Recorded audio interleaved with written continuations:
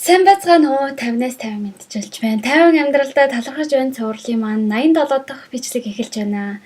Өнөөдөр би юу талархаж байна вэ гэхээр амралтын өдөрт сайхан амрах цаг зав гарч байгаадаа баярлаж байна. Тэгээд та нар хэрвээ энэ суваг чинээр орсон бол намайг 50 гэдэг. Би ээж, эхнэр, айлын эцэгтэй. Тэгээд чөлөө цагаараа бусдад болон өөрийгөө тэг урам зориг оруулах гэж бас хүмүүст өөрийнхөө мэддэг зүйлээсээ хуваалцах гэж энэ бичлэгүүдийг өдөр болгон оруулж байгаа ийм нэгэн бүсгүй байна. Тэгээд өнөөдөр бол мэдээжээр амралтын өдөр хагасан.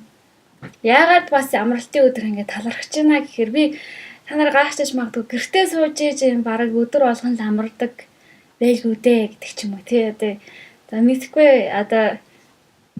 хичээл сургуульд явдаг юм байж ш, ажилгүй юм байж гэж бодож магадгүй. Гол нь тэгсэн ч гэсэн хүн болгон амьдрах хэрэгтэй.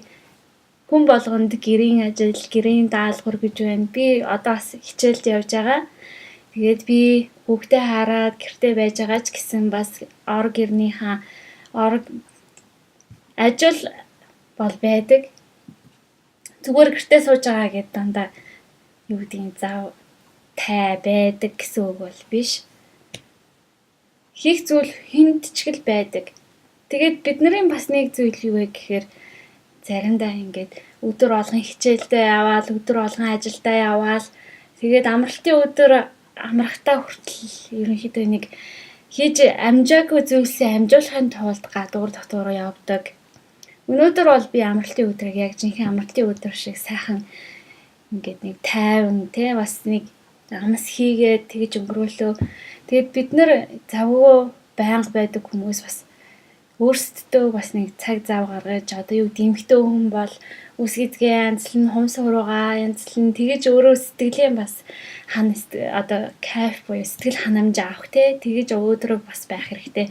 Залуучуудын хувьд магадгүй найзуудтайгаа хамт гадаа гарч сэлхэнд гарах ч юм уу хөл бөмбөгөөр тоглох ч юм уу юу вэ дуртай зүйлийг хийж бас нэг тэгж амарч явах хэрэгтэй. Яагаад гэхээр бид нар чинь ихэнхдээ ажлын өдрүүдээр ажиллаад амралтын өдөр боллоо. Тэгэл дахиад хийж амжаагүй ажиллаа ингээд хичээл сургууль ажил ихээс өмнө хийя гэдэг ингээл явцдаг.